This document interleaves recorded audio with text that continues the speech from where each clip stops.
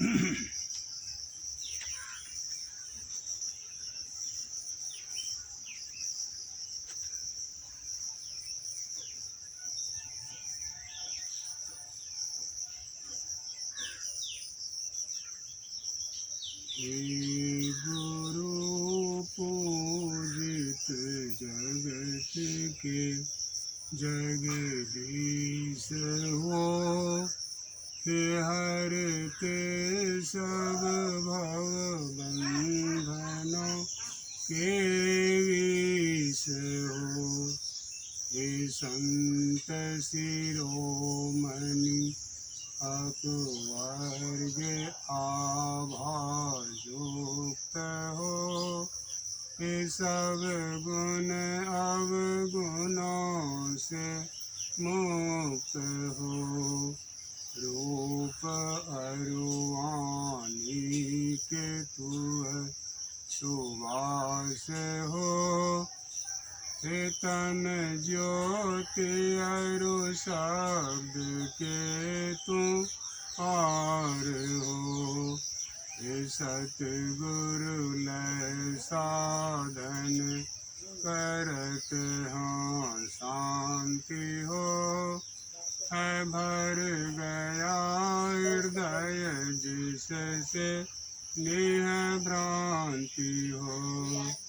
तुम जन तमस धन अंध करते दूर हो, जाति भय कुल त्याग से भरपूर हो। एक हैं कर रहे जो भक्ति नित मद कोय हो, साहब वरद हस्त उन पर होय हो। ओ तुम्ही सबके विजय व्यापक ईश हो, जो कोई मुक्ति को चाहे वही देव शीश हो। हे गुरु पूजित जगत के जगदीश हो, हे हरते सब भव बंधनों के विष हो। सतनाम।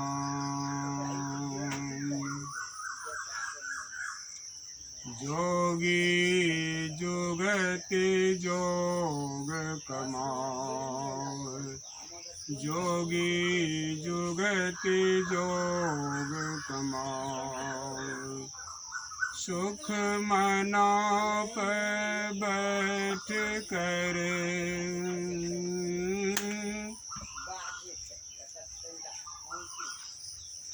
सह आसन ध्यान सहज ध्यान लगाव।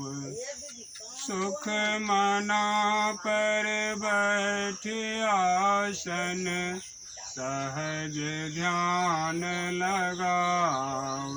जोगी जुगति जोग कमाव। दृष्ट सम कर शून्य सोवो, आपा मेटि उराव।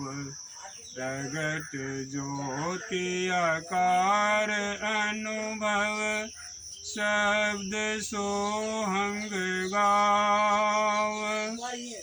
दृष्ट सम कर सुन्न सोवो, आपा मेटि उराव।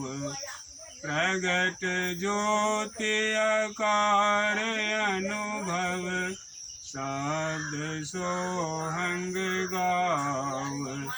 जोगी जुगति जोग कमाव। जोगी जुगति जोग कमाव। छारे मठ को चलहु जोगी, बिना पर उर जाव। यारी कह यह पंथ विहंगम, अगम चढ़ी फल खाव।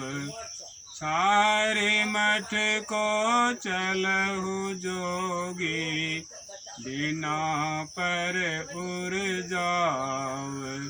यारी कह यह पंथ विहंगम, अगम चढ़ी फल खाव। जोगी जुगति जोग कमाव। जोगी जुगति जोग कमाव। सुख मना पर बैठी आसन, सहज ध्यान लगाव। सुख मना पर बैठे आसन, सहज ध्यान लगाव। जोगी जुगति जोग कमाव।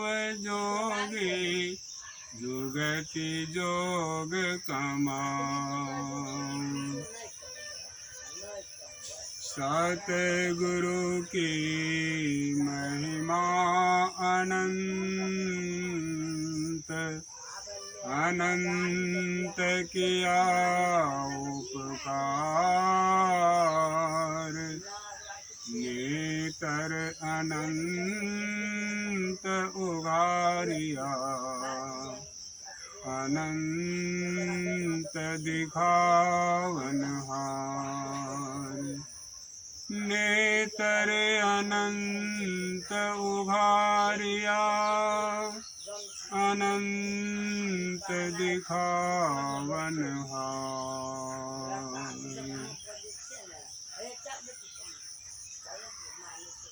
प्रिय आत्मन, संत पंथ सत्संग को सुनने आए प्रेमी जन, संत पंथ सत्संग में संत वाणी का, विचार का प्रचार होता है।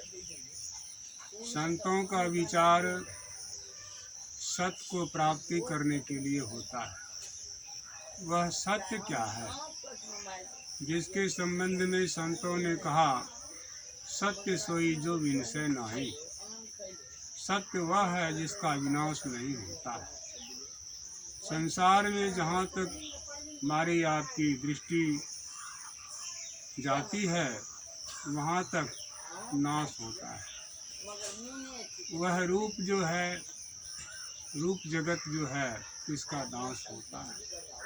लेकिन वह एक ऐसा तत्व है जो सत्य है। यही एक वाकया सुनाऊं। ब्रह्म ऋषि जनक दिन के 10 बजे भोजन करके हुए अपने महल में आराम कर रहे थे। आराम करने के क्रम में वे स्वप्न देखने लगे। स्वप्न में देखते हैं कि दूसरे राज्य का राजा हमारे राज्य पर चढ़ाई किया है, हमारी राजसी पोशाक उतार लिया है और एक साधारण कपड़ा पहना करके राज्य से बाहर निकाल दिया है। भूख लगती है, भूख सताने लगती है। वह भूख प्यास के कारण व्याकुल होते हैं और वे अन्य क्षेत्र में जाते हैं। अन्य क्षेत्र में भिक्षा मांगते हैं तो कोठारी भंडारी कहते हैं, भोजन तो समाप्त हो गया है। कहते हैं, महाराज कुछ भी दीजिए, बहुत जोरों की भूख लगी है। वे कहते हैं, पेंदे में जली हुई खिचड़ी की खुरचन है, क्या वह लेना पसंद करोगे? कहते, हाँ महाराज, वही मेरे लिए महाप्रसाद हो जाएगा। वह कोठारी भंडारी खुरचन निकालता है और उसके हथेली पर रखता है। जो ही हथेली पर रखता है त्यों ही जो है चील झपट्टा मारा और वह खुरचन जो था नीचे कीचड़ में गिर गया। इतना होना था कि ब्रह्मर्षि जनक का नींद खुल गई और खुलने के बाद यह प्रश्न पैदा हुआ कि यह सत्य कि वह सत्य। राजमहल में आराम कर रहे थे, सोए थे, यह सत्य है या क्षुधा के मारे जली हुई खिचड़ी मेरे हाथ पर था, वह गिर गया चील झपट्टा मारने के कारण, वह सत्य था। इस प्रश्न का समाधान करने के लिए बहुत से लोगों को आमंत्रण किया, लेकिन कोई समाधान नहीं कर पाए। उस समाधान में बहुत से ऋषि मुनि साधु महात्मा गए थे, लेकिन कोई समाधान नहीं निकाल पाए। उसमें एक वे भी थे जो अष्टावक्र मुनि के पिता थे, वे भी गए थे, उन्होंने भी इसके समाधान में कुछ नहीं बताया, जिसके कारण जनक सबों को अपने कैद खाने में रख लिया था। हर एक पुत्र का धर्म होता है अपने पिता को बंधन से मुक्त कराना चाहिए, कैद खाने से मुक्त कराना चाहिए। वह उस समय अष्टावक्र मुनि लगभग 12-13 साल का रहा होगा। वे अपने माताजी से पूछते हैं कि माताजी, तुम्हारे पिताजी कहाँ हैं? तो माताजी कहती हैं कि पिताजी तुम्हारे जनक के सभा में गए हैं और वहाँ सही उत्तर नहीं देने के कारण उन्हें भी कैद में रख लिए। अष्टावक्र चल देते हैं, मैं जाकर पिताजी को मुक्त कराऊंगा। अष्टावक्र जाते हैं जनक के सभा में। जो ही पहुँचते हैं त्यों ही उनके सभा के प्राय सभी लोग देख करके हंस पड़े। अष्टावक्र को हुआ, मैं तो जानता था ब्रह्मर्षि जनक ब्रह्मर्षि, लेकिन आज मुझे देखने को मिला यहाँ सभी के सब हार चाम को पहचानने वाले चर्मकार ही बैठे हुए।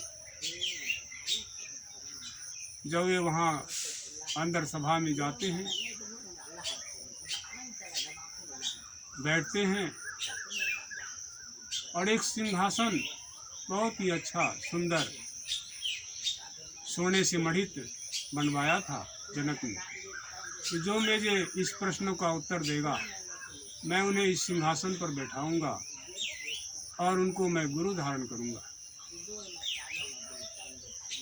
तो अष्टावक्र बिना कहे पूछे ही उस सिंहासन पर जाकर बैठते हैं और बैठने के बाद वे भी बड़े जोर से हंस पड़ते हैं। राजा जनक पूछते हैं, महाराज आपको देखकर तो यहाँ के लोगों ने हंसा, आपके शरीर को टेढ़े मेढ़े देखने के कारण, लेकिन आपको ऐसा है नहीं, फिर आपने क्यों हंसा? तो अष्टावक्र मुनि कहते हैं कि राजन, मैंने सुनकर के जाना था कि ब्रह्मर्षि जनक के यहाँ जो है सो सभी ऋषि मुनि आत्मज्ञानी होंगे, लेकिन आज मैंने देखा व जाना कि यहाँ सभी के सब चर्मकार ही बैठे हैं, क्योंकि हार मांस के शरीर को पहचानने वाले तो चर्मकार ही होते हैं। इसीलिए मैंने हंस दिया। और आप जो इस सिंहासन पर बैठने का प्रावधान जानते हैं? कहते हाँ महाराज। हाँ राजन, आगे बची बात, तुम्हारे प्रश्न क्या है? वह प्रश्न पूछो। तो महाराज जनक पूछते हैं कि महाराज यह सत्य कि वह सत्य? इस पर बड़े गंभीर शब्द में अष्टावक्र जी महाराज कहते हैं कि राजन, ना तो यह सत्य है ना वह सत्य था, परंतु तुम सत्य हो, तुम दृष्टा हो, तुम यहाँ भी देख ही रहे हो और वहाँ भी तुम ही देख रहा हो, लेकिन तुम देखने वाला सत्य था। बाह्य दृश्य यह भी असत्य है, और जो स्वप्न में तुम देख रहा था दृश्य को, वह भी असत्य है, परंतु तुम दृष्टा सत्य हो, अथवा तुम आत्मा हो। यह ज्ञान पा करके फिर महाराज जनक कहते हैं कि गुरुदेव, यह आत्मज्ञान सत्य का प्रतीत कितने समय में आप मुझे करा सकते हैं? अष्टावक्र मुनि कहते हैं कि राजन, तुम घोड़े पर सवार करना जानते हो। घोड़े पर चढ़ने के वक्त एक पांव एक पायदान पर रखने के बाद दूसरे पैर दूसरे पायदान पर रखने के मध्य ही रख भी नहीं पाओगे। इसी बीच में आत्मज्ञान उपलब्ध करा दूंगा, सत्य का बोध करा दूंगा। तो महाराज जनक कहते हैं कि महाराज करा दिया जाए। कहते घोड़ा मंगाओ। घोड़ा मंगाते हैं, उस पर बिछावन देते हैं, और अष्टावक्र जी कहते अब मुझे इस पर बिठा दो। बिठा देते हैं और वह राजा जनक को कहते हैं कि इसका लगाम पकड़ो और आगे लेकर चलो। आगे लेकर चलते हैं। चलते चलते वह जनक के राज को पार कर गया, सुनसान जंगल में चला गया, जहाँ की अन्य कोई नहीं थे। वहाँ तीन ही थे, जनक थे, अष्टावक्र मुनि थे और उनका घोड़ा था। वहाँ पर कहते हैं अष्टावक्र मुनि की राजन, मुझे उस पर से उतार दो। उतार देते हैं। तब कहते हैं कि राजन, तुम एक पैर घोड़े के एक पायदान पर रखो। जैसे ही कहा एक पैर एक पायदान पर रखो, तब कहते हैं अष्टावक्र मुनि की राजन, दक्षिणा मुझे पहले चाहिए। दूसरे पैर दूसरे पायदान पर रखने से पूर्व मुझे दक्षिणा दे दो। तो दक्षिणा के रूप में महाराज जनक कहते हैं कि गुरुदेव, जनक और जनक का राज्य आपके श्री चरणों में निवेदित है। अष्टावक्र मुनि कहते हैं कि राजन, अब दूसरा पैर दूसरे पायदान पर रखो। बड़े गंभीर स्वर में कहते हैं। अब जनक विचारने लगा, जनक और जनक का राज्य तो गुरु का है, और गुरु का आदेश है, जनक तुम अपना पैर पायदान पर रखो। कौन रखेगा? गुरु को बस्ती तो गुरु की होती है, मेरी तो कुछ रही नहीं। और इतना कहना था वे पैदान पर से पैर हटा लेते हैं, नीचे बैठ जाते हैं और ध्यान में मग्न हो जाते हैं। घंटे 2 घंटे नहीं, बल्कि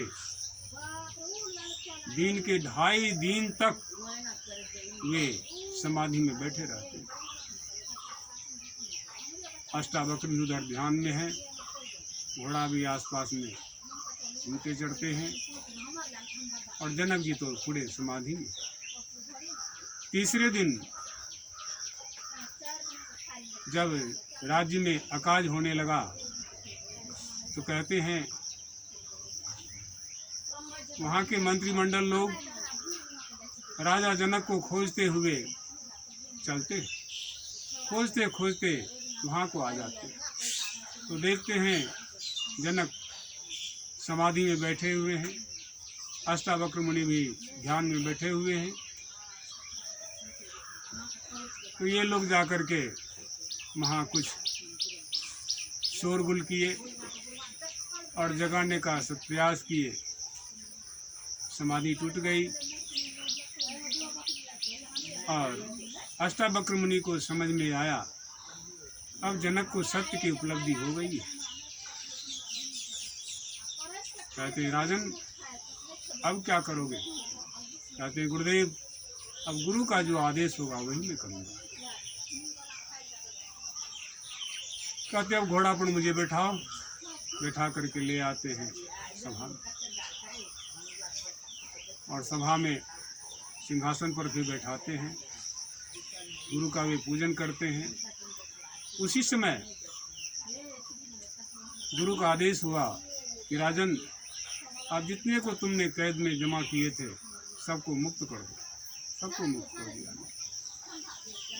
गोया अष्टावक्र मुनि कहते हैं कि राजन यह गुरु का राज्य और तुम गुरु का शिष्य हो, इसको गुरु का राज्य समझ करके तुम राज्य करो और ध्यान भी करो। यह राजयोग का ध्यान, विहंगम मार्ग का रास्ता अष्टावक्र मुनि ने जनक जी को बताया और जनक जी ने सुखदेव मुनि को बताया। यह विहंगम मार्ग, विहंगम योग इन महापुरुषों का चलाया हुआ है। राज भी करो, ध्यान भी करो और यही ज्ञान श्री कृष्ण ने अपने भक्त अर्जुन से देते हैं। युद्ध भी करो और ध्यान भी करो। युद्ध करने की कला से करो और ध्यान करने की कला से ध्यान भी करो। इसी के संबंध में संत यारी साहब कहते हैं जोगी जुगति जोग कमाओ। ये जोगी जुगति से जोग का कमाई करो। जुगति क्या है? गुरु जो आपको ध्यान करने की विधि बतलाते हैं, जुक्ति बतलाते हैं, वह ध्यान, वह जुक्ति को अभ्यास करना चाहिए। क्या कहते हैं? इसी की कमाई करना चाहिए। सुख मना पर बैठी आसन, जिसको निजी वाणी में कहा गया है साधो सुरति शब्द कमाओ। ये साधो सुरति शब्द का कमाई करो। अधर आसन बैठकर शून्य ध्यान लगाओ। अधर आसन, अधर क्या है? आँख से ऊपरली हिस्सा को ब्रह्मांड कहते हैं और आँख से निचली हिस्सा को पिंड कहते हैं। ये दोनों का मध्य जो होता है, मिलन स्थल जो है, उसी को अधर कहा गया है। एक अधर का अर्थ तो होठ भी होता है, लेकिन यहाँ पर इस मतलब से नहीं है। यहाँ पर है दोनों का जो मिलन स्थल है, पिंड और ब्रह्मांड का जो मिलन स्थल है, उस स्थान पर अपने आप को शून्य में टिका करके रखो। यही इसलिए कहते हैं संतों ने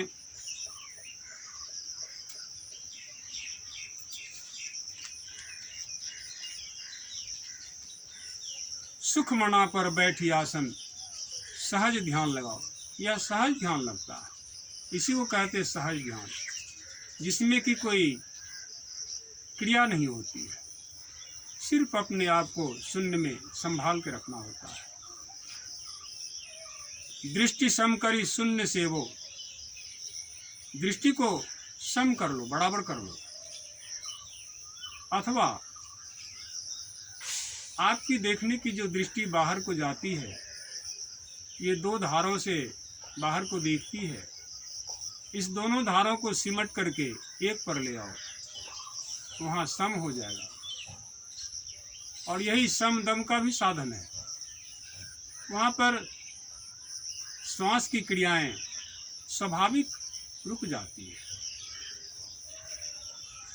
और इसका भेद बताने वाले सतगुरु की बहुत बड़ी सराहना भी है। सतगुरु सोई सराहिए, जो मन सो सुरत फुटा है, जो मन सो सुरत फुटा है, शून्य का ध्यान लगावे। सतगुरु भक्ति आनी शब्द का द्वार बतावे, स्वयं सुनत पार की खबर, परमार्थ की गांठी खोले। हीरा देव हिया हाथ, कछु नहीं मांगत मोले।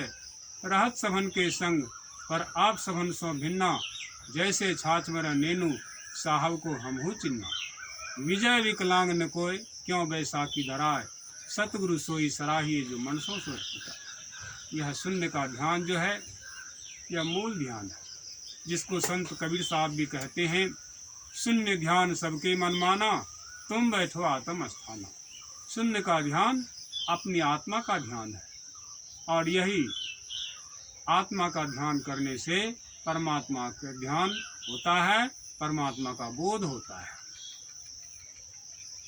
और बाह्य जगत में किसी भी महापुरुष के अस्थूल रूप का ध्यान करना व अस्थूल नाम का जप करना, यह कोई मायने नहीं रखता है। यह तो उसी तरह से है जैसे एक विकलांग आदमी को बैसाखी धरा देते हैं, बैसाखी के सहारे आप चलो। लेकिन हे मनुष्यों, हम आप बुद्धि से, मन से, विचार से विकलांग नहीं है। हमारा आपका माइंड डिस्टर्ब नहीं है, हमारा आपका माइंड अपने आप में ठीक है। इसलिए विचारें, दृष्टि सम करी शून्य से वो, आपा मेटी उड़ाओ। दृष्टि को सम करो, और आपा जो है, अहंकार जो है, इसको उड़ा दो। अहंकार से सब कुछ विनाश है, इससे विनाश हो जाता है। इसलिए कहते हैं, आपा मेटी उड़ाओ, आपा को मेट दो। मैं ये कहने वाला जो है, इसको मिटा दो। आप मैं नहीं, आप गुरु के हैं। प्रगट ज्योति आकार अनुभव, अंदर में वह प्रकाश होता है। कैसा होता है? संत तुलसी साहब कहते हैं, जो दोपहरिया धूप उगी आवे। दोपहर का जो धूप खूब प्रकाशमान होता है, ऐसा आपके अंदर में प्रकाशमान वह ज्योति दिखता है, अनुभव में दिखता है। यही परमात्मा का आकार भी कहा जा सकता है नहीं, लेकिन आकार ही कहा जा सकता है। प्रगट ज्योति आकार, यह अनुभव की बात होती है। शब्द सोहंगाव, ऊपरली हिस्सा से जो शब्द नीचे की आ रही है, धारा प्रवाहित हो रही है, उसको जानो, उसको गहो, और उसी के सहारे सबसे ऊपरली शिखर, शून्य शिखर पर चलो। जिसको बाबा तुलसी साहब कहते हैं, शून्य शिखर सतगुरु के मार्ग, संत परम पद धामा। यह शून्य का जो रास्ता है, शिखर का जो रास्ता है, ये सतगुरु का रास्ता है। यह परम पद को जाता है। संतों का मूल स्थान है अवकाश। उस अवकाश में जाकर विलीन हो जाता है, वहाँ जाता है। शब्द सोहंग गाओ, सारी मठ को चलहु जोगी। मठ कहती है शरीर को। शरीर को छोड़ करके यह जीव अवकाश में, शून्य में उसी तरह से उड़ान भरता है जिस तरह से कि एक पक्षी तो उड़ान भरती है और जाकर के वह सीधा फल के पास जाकर बैठ जाती है और वह पका हुआ फल जो देखता है पक्षी, उसमें गहरे चोंच मार करके उसका रसास्वादन करता है, उस फल को खाता है। यही संत यारी साहब कहते हैं, छारी मठ को चलो जोगी, हे जोगी ये शरीर रूपी मठ को छोड़ करके चलो, वह अवकाश में अवकाश रूपी फल जो है, अमृत रूपी धारा जो है उसको पीते हुए उसे शून्य में सोहंग शब्द को सुनते हुए उस अवकाश में चलो, उस अवकाश रूपी अमृत फल को पालो, पालो, जान लो, पहचान लो और अंदर में उसका स्वाद लगता है। जैसे बाहर में लोग गाजर खाते हैं, मूली खाते हैं, उसका उसे स्वाद लगता है, ठीक उसी तरह से यह आत्मा को परमात्मा का स्वाद लगता है, मिलता है, उस परमात्मा का बोध करता है। यारी कहे यह पंथ विहंगम, यारी साहब कहते यह पंथ जो है, यह रास्ता जो है विहंगम का है, विहंगम पक्षियों का है, जिसको संत कबीर साहब भी कहते हैं, पंछी के खोज और मीन के मार्ग, ढूंढे न कोई पाया हो, कहे कबीर सतगुरु मिले पूरा, तो भोले को राह बताया हो। यह पूरा सतगुरु जो होता है वह आपको यह विहंगम का रास्ता पकड़ा देता है, सूरत शब्द का रास्ता बतला देता है, जो किसी सीढ़ी दर सीढ़ी की बात नहीं है, किसी पेड़ और डाल का बात नहीं है, यह तो शून्य का रास्ता है।